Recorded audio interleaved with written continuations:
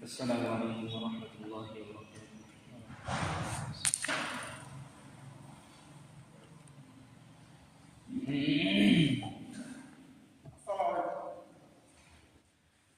إن الحمد لله نحمده ونستعينه ونستغفره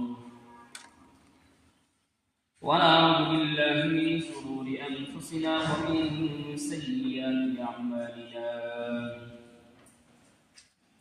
من يهد الله فلا مضل له ومن يضلل فلا هادي له. ونشهد أن لا إله إلا الله وحده لا شريك له. ونشهد أن سيدنا وسندنا وحبيبنا وطبيبنا وقلوبنا وأولانا ومولانا محمدا عبده ورسوله. أما بعد فأعوذ بالله من الشيطان الرجيم. بسم الله الرحمن الرحيم. إنا أنزلناه في ليلة القدر وما أدراك ما ليلة القدر. ليلة القدر خير من 1000 شهر. وقال رسول الله صلى الله عليه وسلم: من قام ليلة القدر إيمانا واحتسابا غفر له ما تقدم من ذنبه. آمنت بالله وصدق الله وصدق رسوله النبي الأمي الكريم. ونحن على ذلك لمن الشاهدين والشاكرين. والحمد لله رب العالمين. الحمد لله মহান রব্বুল আলামিনের শুকরিয়া। আল্লাহ তাআলা আপনাকে আমাকে নেক হায়াত দান করে পবিত্র দিন শুক্রবার রমজান মাসের তৃতীয় জুমাতে আসার তৌফিক দান করেছে। এজন্য সকলে সেই মালিকের দরবারে শুকর আদায় করি আলহামদুলিল্লাহ। মুহতারাম হাজির, রহমত চলে গেছে, মাগফিরাত চলে যাইতেছে। গতকালকে মাগফিরাতের তারাবি চলে গেছে, আজকে রোজা চলে যাচ্ছে, ইফতার চলে যাবে এবং মাগফিরাতের জুমা চলে যাচ্ছে। হয়তোবা সামনে আর একটা জুমা রমজানের মধ্যে পাওয়া যাবে। তো মাগফিরাতের শেষ জুমা এবং এই যারা গরমের পর থেকে ইতিকাফের আমল শুরু হয়ে যাবে। তো মুমিন বান্দাদের জন্য রমজান মাস হচ্ছে গনিমতের মাস। পাশাপাশি মুমিনের জন্য রমজানকে মুবারক করার জন্য, মুমিনের জন্য রমজানের সময়কে দামি করার জন্য আল্লাহ তাআলা বিশেষ কিছু আমল দান করেছে, বিশেষ কিছু মুহূর্ত দান করেছে। মুমিন রমজান মাসকে তার এইভাবে কাটাবে, এটা আল্লাহ তাআলার সিদ্ধান্ত, এটা আল্লাহ তাআলার ফয়সালা। পাশাপাশি আল্লাহ তাআলা মুমিনকে যেন তার আমলের মওকা যেন বৃদ্ধি পায়, মুমিন যেন তার আমলটাকে ওজন করতে গেলে যেন বাড়ি হয়ে যায়, সেজন্য আল্লাহ তাআলা কিছু সুযোগ করে দিয়েছে। সাইয়্যিদুনা রাসূলুল্লাহ সাল্লাল্লাহু আলাইহি ওয়াসাল্লাম দৃষ্টান্ত দিয়ে বলেন, হে উম্মতে মুহাম্মদী, তোমরা তো হচ্ছে শেষ জাতি, তোমরা শেষ উম্মত, তোমাদের হায়াত মুখতাসার, অনেক ছোট হায়াত। তো এই ছোট হায়াত দিয়ে তো তোমরা তোমাদের আমল নামাকে ভারী করতে পারবে না যদি মাওলানা কারীম যদি না আছে। পূর্বের জামানা উম্মত যারা ছিল, বনি ইসরায়েলের ওয়াকিয়াত বর্ণিত হয় যে বনি ইসরায়েল তারা 1000 বছর তারা জিহাদেই কাটাই দিত, ইবাদতের মধ্যেই কাটাই দিত। আমাদের পূর্বের পয়গম্বর ছিলেন জাকারিয়া আলাইহিস সালাম, ইউসুফ আলাইহিস সালাম, আইয়ুব আলাইহিস সালাম। ইউসা আলাইহিস সালামের ওয়াকিয়া পাওয়া যায় যে ওনারা 1000 বছর পর্যন্ত আল্লাহ তাআলার ইবাদতের মধ্য দিয়েই কাটাইলেন। আল্লাহ নবী সাল্লাল্লাহু আলাইহি সাল্লাম যখন সাহাবাদের সামনে যখন এই ওয়াকিয়া বর্ণনা করতেছে, সাহাবারা খুব কষ্ট পাচ্ছিলেন এবং আফসোস করতেছেন, ভাই তারা লম্বা লম্বা হায়াত পাইতো, তারা অনেক লম্বা হায়াত পাওয়ার কারণে আল্লাহ তাআলা অনেক ইবাদত করতে পারত।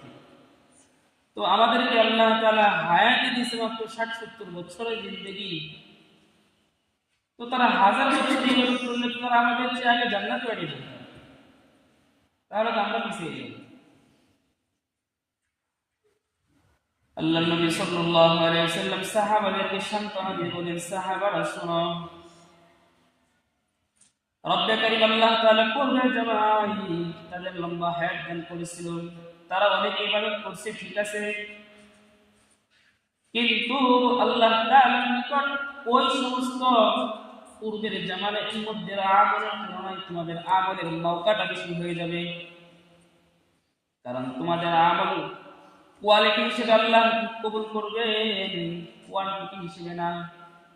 পূর্বের জামানার উম্মত যারা ছিল তাদের আমল কোয়ান্টিটি হিসেবে যোগ করা হবে, কিন্তু আমাদের আমলগুলো আল্লাহ তাআলার নিকট পেশ করা হবে কোয়ালিটি কেমন।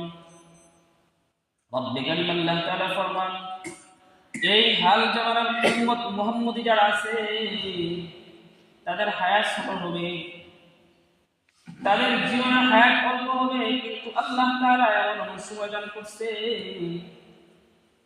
যে অল্প সময় তারা আমল করবে কম, আল্লাহ তাআলা রব্বে কারীম তাদেরকে দয়া করে দিবে 1000 গুণ।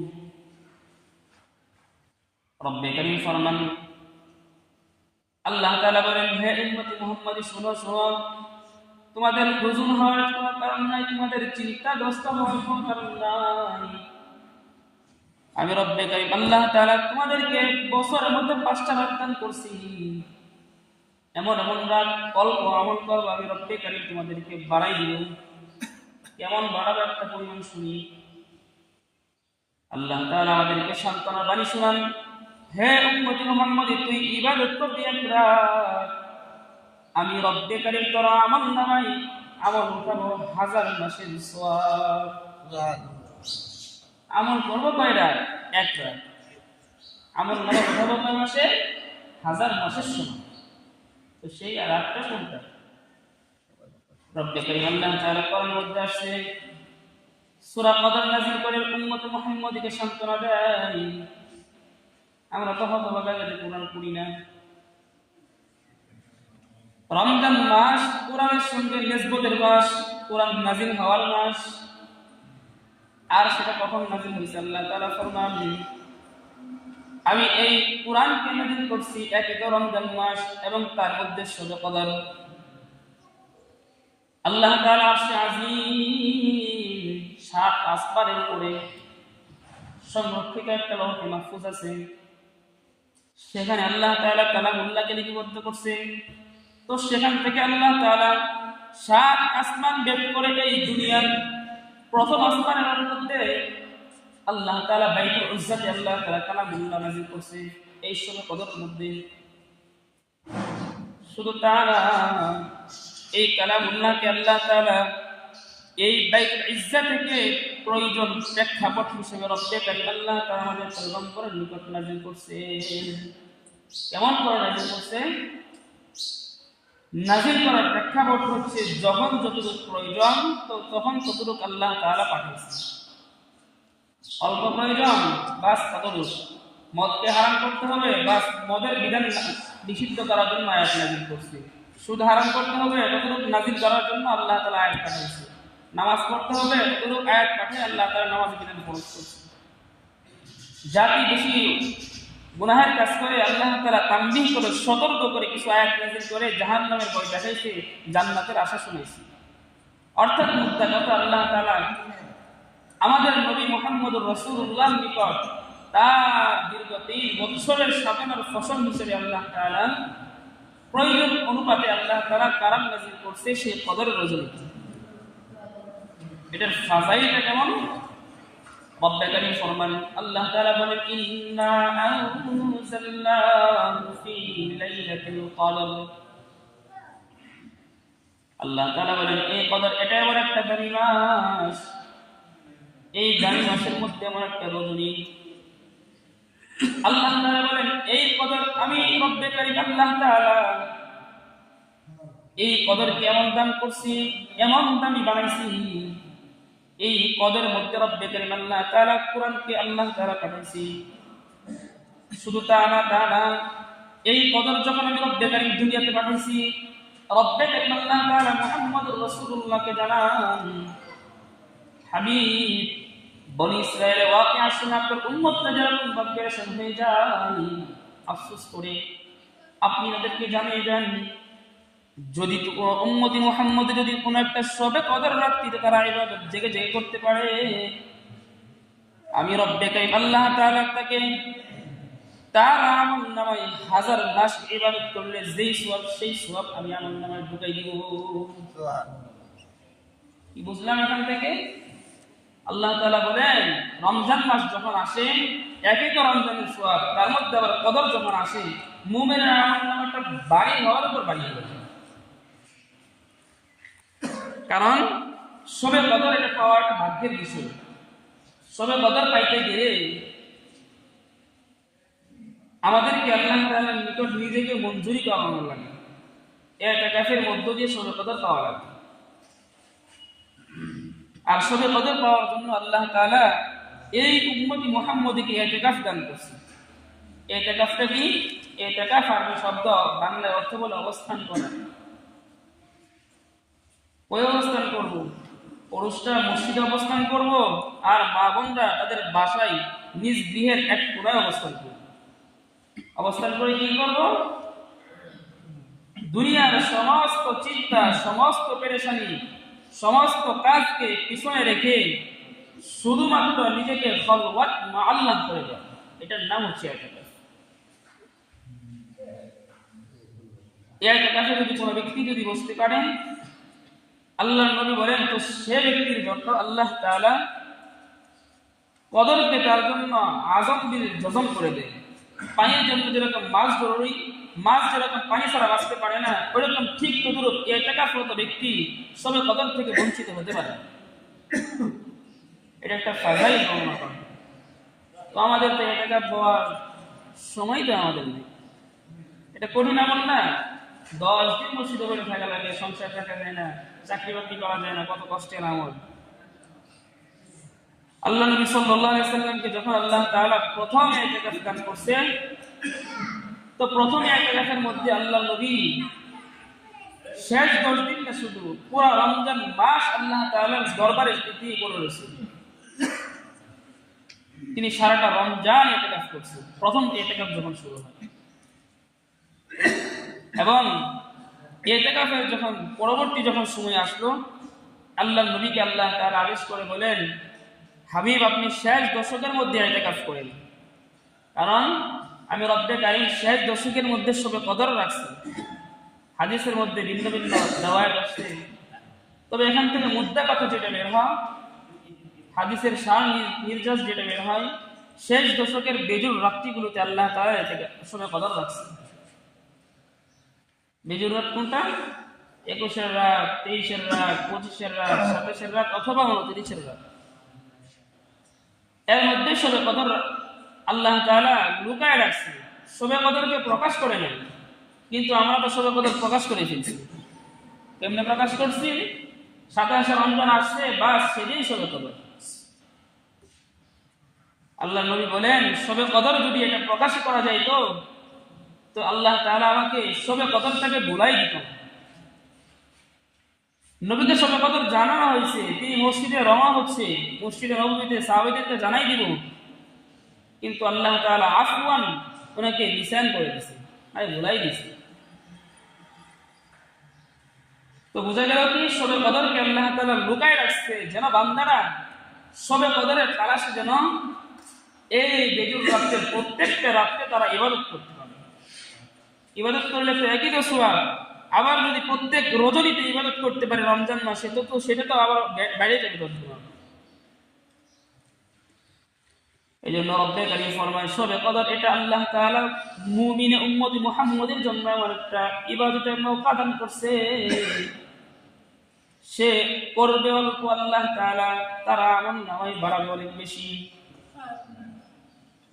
কোন ব্যক্তি যদি একটা কদর পায় তো সে ব্যক্তির জন্য আল্লাহ তাআলা তার আমলনামায় 1000 মাস ইবাদত করলে যে সেই সব ঢোকা, শুধু তা না, এরকম ভাবে যদি কোনো ব্যক্তি যদি 12টা যদি শবে কদর পাইতে পারে, আল্লাহ তাআলা তার আমলনামায় 1000 বছরে ইবাদত করার সওয়াব ঢুকাই দেন। সান্ত্বনার বাণী শুনাইতেছে সেই সাহাবাদের সামনে বসে বসে, যখন ওয়াকিয়াত বলছে বনি ইসরায়েলের ঘটনাগুলো, সাহাবারা খুব পেরেশান, এত এত হায়াত পাইছে, অনেক তো ইবাদত করবে, তারা তো জান্নাতে আগে চলে যাবে, কিন্তু আল্লাহর ওয়াদা এই উম্মতে মুহাম্মদীকে জান্নাতে ঢুকানো ব্যতীত পূর্বের জামানার উম্মত যারা আছে কাউকে জান্নাতে প্রবেশ করাবে। তো সেটা কেমনে করা হবে? হায়াত তো অল্প, তো হায়াত অল্পের মধ্যে আল্লাহ তাআলা বাড়াইতে এই যে রাতগুলো আছে এগুলোকে মুমিনের সামনে উপস্থাপন করে মুমিন যারা তার আমলনামাকে বাড়ি করতে পারে, এই সিদ্ধান্ত ফাইসালা করে শবে কদরকে রব্বে কারীম দান করে। এখন আমাদের করণীয় কি? আমাদের করণীয় হচ্ছে শবে কদর হিসেবে নবী আলাইহিস সালাম কি আমল করতেন সেগুলো আমাদের করা। নবী আলাইহিস সালাম আয়েশা রাদিয়াল্লাহু তাআলা আনহা ওয়াকিয়াত ফরমান, হাদিস riwayat করে বলেন, নবী যখন শেষ দশক এসে পড়তো তিনি 3টা কাজ করতেন। কয়টা কাজ করতেন ভাই? 1 নাম্বার আল্লাহ নবীর কাজ ছিল তিনি কোমরকে শক্ত করে বেঁধে ফেলতেন। কেমন করে বাঁধতো? মানে মানুষ যদি রঙ্গি পড়ে শক্ত করে বাঁধলে খুলে না, ঠিক তদ্রুপ ওনার এই শক্ত করে মানে কোমরকে বাঁধার তার উদ্দেশ্য হচ্ছে উনি এত পরিমাণে ইবাদতের মধ্যে মশগুল হচ্ছেন যেন তার কোনো খলল যেন পয়টা যেন না হয় ইবাদতের মধ্যে, মানে দাইমান আমল যেগুলো আছে তার চেয়েও বাড়াই দিতে হবে। এই কোমরকে বাঁধার অর্থ হচ্ছে তিনি যত আমল করতো তারা ইবাদতের এবং আমলের মওকাগুলো দ্বিগুণ হয়ে যেত। মুহাদ্দিসিনেরা এই এক ব্যাখ্যা করছেন। দ্বিতীয়ত আল্লাহ নবী সাল্লাল্লাহু আলাইহি ওয়াসাল্লামের 2 নাম্বার আমল ছিল শেষ দশকে তিনি ইতিকাফ করতেন, কারণ এটা ওনার গোটা এই নবুয়তের জিন্দেগির মধ্যে আমল যেগুলো ছিল ইতিকাফের বিধান ফরজ হওয়ার পর থেকে যেগুলো আমল করছেন তিনি হায়াতে থাকা অবস্থায় কোনো একটা বছর ইতিকাফ ছাড়েন নাই। তো ইতিকাফের গুরুত্ব কি দাঁড়াইল? ইতিকাফ এত পরিমাণে একটা দামি আমল, কোন ব্যক্তি যদি একটা ইতিকাফ করতে পারে তো তার জন্য তো শবে কদর নিশ্চিত হয়ে আছে। কিন্তু আমাদের অবস্থা কি দাঁড়াইছে? আমরা শবে কদরের সেই তালাশেরত হব, বরঞ্চ আমরা সেই শেষ দশক আসার সঙ্গে সঙ্গে আমাদের বাজারগুলো ভরপুর হয়ে যায়, এমন ভাবে ভরপুর হয়ে যায় যে নিজের পরিবারকে আমরা গরু যেরকম লাগামহীন করে দেয়, আমাদের পরিবারকে এরকম ভাবে আমরা ছেড়ে দিই, ওই ছেড়ে দিই, বাজারে ছেড়ে দিই, যাও যা মন চায় সব করো, যেটা মন চায় সেটা কিনো। পর্দার কোনো খেয়াল থাকে না, না আছে পুরুষের পর্দা, না আছে মহিলার পর্দা, সব একটা মিস হয়ে যায়। আমাদের অবস্থান এমন পর্যায়ে যায় যারা শেষ দশকে আমরা কদর খুঁজবো, ইতিকাফ করবো তো দূরের কথা, খুদ ফরজ নামাজটা পড়তে আমরা প্রস্তুত না। আমরা এই জন্য মুহতারাম হাজিরিন, আমাদের অবস্থাকে চেঞ্জ করা লাগবে। এমনি চেঞ্জ করবো, এই নবীর জিন্দেগির মধ্যে যেটা আসছে আমলগুলো সেটাকে ফলো করি, আমাদের জিন্দেগিতে তো শান্তি আসবে। কোন উলামায়ে কেরাম বলতে পারবে না, গোটা পৃথিবীর উলামায়ে কেরাম কোরআন হাদিসে কোথাও আসে নাই যে ঈদ আসলে নতুন কাপড় পরতে হবে, ঈদ আসলে নতুন জুতা পরতে হবে, কোথাও আসে না। তো সেটা আমরা বানাই নিছি। সে রমজানের শুরু থেকে প্রস্তুতি শুরু করি, আমাদের প্রস্তুতি এমন পর্যায়ে চলে যায়, ঈদের প্রস্তুতি বিয়ানের করে বিয়ান, তার চেয়ে খালতো ভাই তালতো ভাই যা সব মার্কেট করতে হবে, একটা দিন বাদ যেন না করি। এরকম মার্কেট করতে করতে শেষ দশক পার করি, শুধু তা না নিজের ফরজ আমল গুলো সাইডে দিয়ে। এই জন্য ভাই বুজুর্গ, আমাদের এই আমলগুলো পরখ করলে চলবে না। মুমিন জাতি তো তাদের আমলকে ভারী করার জন্য রমজান আসছে। মুমিন জাতির সেই নতুন জুতা পাওয়ার জন্য, নতুন কাপড় পরিধানের জন্য এই রমজান আসে নাই। তবে এতটুকু আসছে, উত্তম কাপড় পরিধান করে ঈদ আসবে। আমরা ঈদকে উপলক্ষ করে যেরকম ভাবে গুনাহের মহল শুরু করে দেই, ব্যবসায়ীরা তো গুনাহ করে, তাদের মালের ঊর্ধ্বগতি বাড়াই দিয়ে তারা গুনাহ করে। আর আমরা যারা আছি, আমরা গুনাহ করি নিজে সবগুলো বিসর্জন দিয়ে গুনাহের মহলে ঢুকে যাই। নিজেদের বিবেক বুদ্ধিকে কাজ করতে হবে ভাই। এটা শুধু আমি না, এলাকা এলাকা খোঁজ নিয়ে দেখেন, নান্দিনের মানুষ হয়তো বা রোহা বাজার, তো সেটা যদি না হয় সেই সরিষা বাড়ি বা জামালপুর চলে যায়। আমাদের এলাকার অবস্থা এটা এরকম। তো এই অবস্থানটা প্রত্যেকটা এলাকায় এলাকায়, শহরে তো আরো অবস্থা খারাপ, ভয়াবহ অবস্থা। প্রত্যেকটা অবস্থান যদি আমাদের মুমিন জাতিতে যদি এমন হয়ে দাঁড়ায়, তো এই ইবাদতের মৌসুমে, ইবাদতের মাসটার মধ্যে, এই শেষ দশকের মধ্যে এতেকাফ কে করবে? এই শেষ দশকের মধ্যে সবাই কদরকে তালাশ করতে হবে। তো আমার আপনার জন্য তো শুধুমাত্র ঈদের আনন্দ দুঃখ করার জন্য দুনিয়া না, আমার আপনার জন্য তো সে আখিরাত নির্ধারণ করা আছে। রব্বে কারীম ফরমায়, ইন্না আনজালনাহু ফি লাইলাতিল কদর। আমি রব্বে কারীম আল্লাহ তাআলা এই রমজানের মধ্যে আল্লাহ তাআলা কদর দান করছি। আর কদরের মধ্যে রব্বে কারীম আল্লাহ তাআলা কালামুল্লাহকে নাযিল করছি। কালাম কি কয়? কালাম বলেন, তুমি, আমি রব্বে কারীম আল্লাহ তাআলার পক্ষ থেকে যে বিধান নিয়ে আসছি তুমি সেগুলো মানো, আর আমি রব্বে কারীমের পক্ষ থেকে যেগুলো মামনু আছে সেগুলো ছাড়ো। আল্লাহ তাআলা অন্যত্র ফরমান, আর এই সময় কদর তোমাদের কাছে আসবে, এটা কি জানো? নবীর দ্বারা আমাদেরকে জানাই, হে উম্মতি মুহাম্মাদি, ওয়া মা আদরাকা মা লাইলাতুল কদর। লাইলাতুল কদর এটা কি তোমরা জানো? এমপি সাহেব যদি আমাদেরকে 1 লক্ষ করে টাকা যদি দেয়, আমরা সকাল থেকে লাইন দেবো সে রাত পর্যন্ত। রব্বে কারীম আল্লাহ তাআলা বলেন, শবে কদর অফার দিয়ে বলেন আল্লাহ তাআলা ফরমান, শবে কদর এমন একটা দামি, লাইলাতুল কদর। আল্লাহ তাআলা বলেন লাইলাতুল কদর খায়রুন। ওলামায়ে কেরাম আছে, আল্লাহ তাআলা বলেন খায়রুন শব্দ ব্যবহার করে অনেক বেশি বোঝায়। খায়র ইসমে তাফজিলের সিগা। রব্বে কারীম আল্লাহ তাআলা ফরমান, আমি রব্বে কারীম আল্লাহ তাআলা শুধু বাড়াবো, শুধু তা না, আমি তো শুধু অফার দিছি। আল্লাহ তাআলা বলেন 1000 মাস থেকে উত্তম। শুধু তা না, 1000 মাস থেকে রব্বে কারীম আল্লাহ তাআলা শবে কদর তার চেয়ে বেশি উত্তম। আল্লাহ তাআলা বলেন আল্লাহু আকবার, আল্লাহু আকবার। আল্লাহ বড় না, আল্লাহ অনেক বড়। ঠিক তদুর আল্লাহ তাআলা বলেন শবে কদর এটা শুধু দামি, শুধু তা না, 1000 মাসের মতো, শুধু তা না। আল্লাহ তাআলা বলেন শবে কদর এমন একটা দামি মাস, শবে কদর আল্লাহ তাআলা 1000 মাস থেকে উত্তম করছে। এজন্য ভাই বুজুর্গণ, শবে কদরকে তালাশ করা আমার আপনার জন্য জিম্মাদারি। কিছুই যদি না পারি, ব্যবসায়ের চাপ অথবা চাকরি বাকরির চাপ, সংসারের চাপ, সব কিছু গুছাই নিব। কারণ দেখেন, রমজান মাস আসছে, আমরা সকলেই যতটুকু যাকে সাধ্য মতো এবারকে বাড়ানোর চেষ্টা করছি, সবাই করার চেষ্টা করি। এটা এই তারাবি আসে, নিজের শরীর সাই দেয় না, তারপরেও আসি। সারাটা দিন না খেয়ে থাকা লাগে, কষ্ট করে রোজা তাও রাখি। কারণ কেন? একটু সওয়াবের আশায়, তাই তো নাকি? তারাবি করি, সারাদিন না খেয়ে থাকি, আল্লাহর হুকুমগুলো মানি এবং হারাম থেকে বাঁচিয়ে থাকার চেষ্টা করি। কেন করি? একটু সওয়াবের আশায়। কি বলেন? অন্য কোনো নিয়ম নেই। যদি সওয়াবের আশায় যদি এটা করে থাকি, সওয়াবের আশায় যদি নিজের সমস্ত কষ্টকে বিসর্জন দিতে প্রস্তুত থাকি, তো আমার ইবাদতের সওয়াবের পাল্লার জন্য আরো বেশি অধিক পরিমাণে হয়ে যায়। তো সেটার জন্য ফিকির কি করলাম ভাই? তো সেটার জন্য ফিকির আল্লাহ নবী শিখায়, যখন শেষ দশক আসবে, শেষ দশক আসার সঙ্গে সঙ্গে তোমাদের উমরটাকে তোমরা শক্ত করে বেঁধে ফেলবা। মানে ব্যবসা আছে, ব্যবসাকে গোটাই নিবা, চাকরি বাকরি আছে সেটাকে গোটাই নিবা, সংসার আছে সেটাকে গুছাই ফেলবা।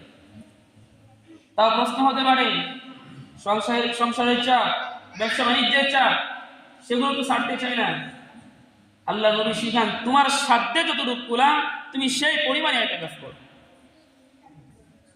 আল্লাহ নবী বলেন একদিন ইতিকাফ করার সওয়াব কি পরিমাণ? কোন ব্যক্তি যদি একদিন ইতিকাফ করে আল্লাহর রাস্তায়, আল্লাহ নবী বলেন সে ব্যক্তির জন্য জাহান্নাম 3 খন্দক পরিমাণ দূরে চলে যায়। 3 খন্দক কি পরিমাণ? 1 খন্দক বুঝি, তাহলে 3 খন্দক বুঝতে পারবে। আল্লাহ নবী বলেন 1 খন্দকের পরিমাণ সাধারণ দৃষ্টান্ত, পুরাপুরি না, সাধারণ দৃষ্টান্ত। এই জমিন থেকে আসমান পর্যন্ত যে পরিমাণ দূরত্ব, এই পরিমাণ দূরত্ব হচ্ছে 1 খন্দকের সাধারণ বিন্দুমান। যদি 1 খন্দকের পরিমাণ যদি এত দূরে চলে যায়, তাহলে 3 খন্দকের পরিমাণ কি দূরত্ব হতে পারে? আর সেটার ফজিলত হচ্ছে একদিন ইতিকাফ করা। তাহলে 10 দিন ইতিকাফ করলে কি সওয়াব হতে পারে? এজন্য ভাই দোস্ত বুজুর্গ, যারা ইতিকাফের নিয়ত না করছি, আমরা নিয়ত করে ফেলবো সাধ্যমতো ইতিকাফ করা। দ্বিতীয়ত আমাদের যে বিষয়টা দেখেন, আল্লাহ নবীর শিখানো যে পদ্ধতি, যেটা আল্লাহ নবী বলেন যখন শেষ দশক আসতো, শেষ দশক আসার পর আমি নিজে ইতিকাফে বসতাম। নিজে কোমর বাঁধতো, নিজে ফি নাফসি ব্যক্তি হিসেবে নিজে ইতিকাফে বসতো। আল্লাহ নবী শিখানো 3 নম্বর আমল, আল্লাহ নবী বলেন আমার ঘরের মহিলা যারা আছে হুজরাতে, প্রত্যেক হুজরায় আমি আমার বিবিদেরকে তাদের ইতিকাফের মধ্যে ছেড়ে দিব। রমজান মাস আসলে তো বিবির সাথে থাকা জায়েজ, তো সেটা রাতে, দিনে না। তো জায়েজ কামটা আল্লাহ নবী সেই শেষ দশকে ছাড়তো। কেন ছাড়তো? শুধুমাত্র আল্লাহর জন্য ইতিকাফ করবো সে উদ্দেশ্যে ছাড়তো। শুধু নিজে ছাড়তো না, নিজের বিবিদেরকেও ছাড়াইতো। এই 3টা আমল সবচেয়ে বেশি করতো আল্লাহর নবী। আম্মা জান আয়েশা রাদিয়াল্লাহু তাআলা আনহাকে ওনার ভাগ্নে জিজ্ঞেস করে, ও খালাম্মা, সরকারে দো আলম শেষ দশক যদি হয়ে যেত তিনি কোন আমল করতেন, তিনি কোন দোয়া করতেন? আম্মা জান আয়েশা রাদিয়াল্লাহু তাআলা আনহা ফরমান, হাদিসের মধ্যে রওয়ায়াত আছে, আল্লাহ নবী বলেন তোমরা এই দোয়া বেশি বেশি করে করবা।